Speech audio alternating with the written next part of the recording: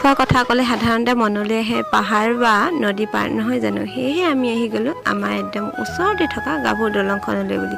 আৰু আহি পাই মানে বহুত ভাল লাগিলে আজি। আৰু এইফালে দেখিছেনে, যিহেতু আজি আমাৰ অকণমানিটো বাৰ্থডে আছিলে, আপোনালোকে হয়তো ষ্টেটাছ ইমান দেৰি পালেই।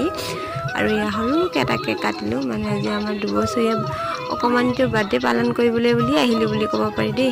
আৰু এইফালে দেখিছেনে আমাৰ লগত অহা পাৰ্টনাৰবোৰ ঠেং চেং মেলি মানুহ ভৰি চৰি মেলি বহি ল'লে। আৰু এইফালে বহুত মানুহ আহিছে দেই।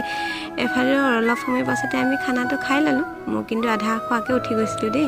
আৰু এইফালে দেখিছেনে আমাৰ মানে পাৰ্টনাৰবিলাক আৰু এইফালে খাই মেলি আৰু অলপ ফুৰোঁ বুলি ভাবিলোঁ, ফুৰি মেলি তাতে আকৌ পাই গ'লোঁ হাজৰৰখি বুলি ক'লে আপোনালোকে হয়তো হাঁহিব পাৰে, কিন্তু কি ক'ব, আহোমৰ পোৱালি যে এয়া নাহালে থাকিবই নোৱাৰে। তাতে আৰু এটা বিশেষ কি ভাল লগা জানেনে, দেখিছেনে আমাৰ অকণমানিকেইজনী খেলিবলৈ আকৌ পাই গ'ল ঝুলনা। পিছে ময়ো অলপ নঝুলাকৈ থকা নাই, যদিও মানুহে লাংপাতি বুলি হাঁহে, তথাপিতো কিন্তু মনৰ চখটো পূৰা কৰি ল'লোঁ। সৰুতে এনেধৰণৰ খেলিবলৈ পাইছিলোঁ, এতিয়া আৰু ক'ত, মুকলি এখন প্লেটফৰ্ম পাই খেলিলোঁ। আৰু পিছে আমি নচাকৈ থকা নাই দেই।